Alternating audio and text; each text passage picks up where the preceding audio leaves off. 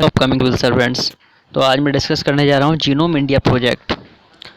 ये जो सीरीज़ चल रही है current affair science and technology और सब टॉपिक चल रहा है बायोटेक्नोलॉजी के अंतर्गत यह टॉपिक आता है जीनोम इंडिया प्रोजेक्ट।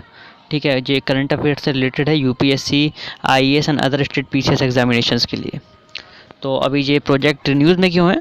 ये प्रोजेक्ट को अभी हरी झंडी दे दी है यूनियन गवर्नमेंट ने।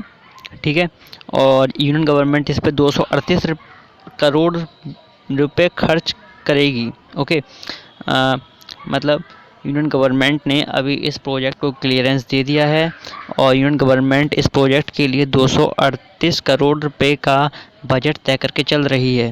ओके, जो प्रोजेक्ट है वो रिलेटेड है जीन मैपिंग से, यानी कि आपने पिछली वीडियो में देखा, मैंने आपको बताया था human mapping, human Atlas initiative के बारे में, या मानव एटलस इनिशिएटिव के बारे में, या मानस इनिशिएटिव के बारे में, जिसके मैंने बात की थी टिश्यू मैपिंग की।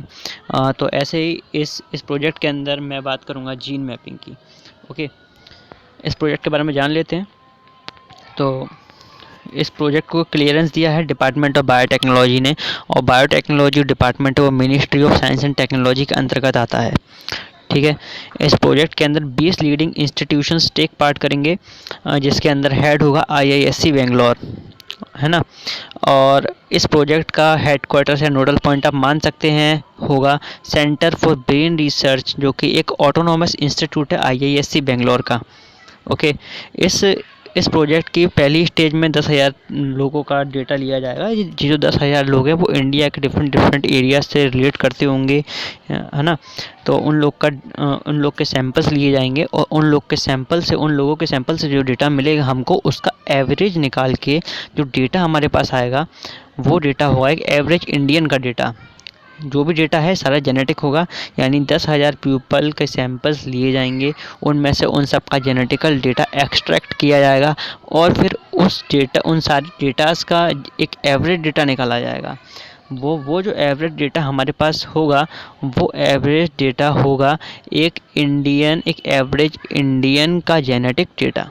ओके, इसका फर्स्ट स्टेज तो यही कहता है ना। तो CSIR आप समझते हो, council of scientific and industrial research, ये एक अथॉरिटी है।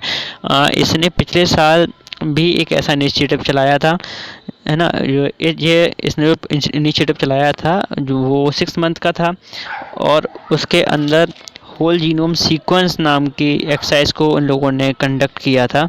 इस CSIR का जो प्रोग्राम था उस प्रोग्राम का नाम था इंडीजीन प्रोग्राम, जिसके अंदर 1,000 इंडियंस ने पार्टिसिपेट किया था।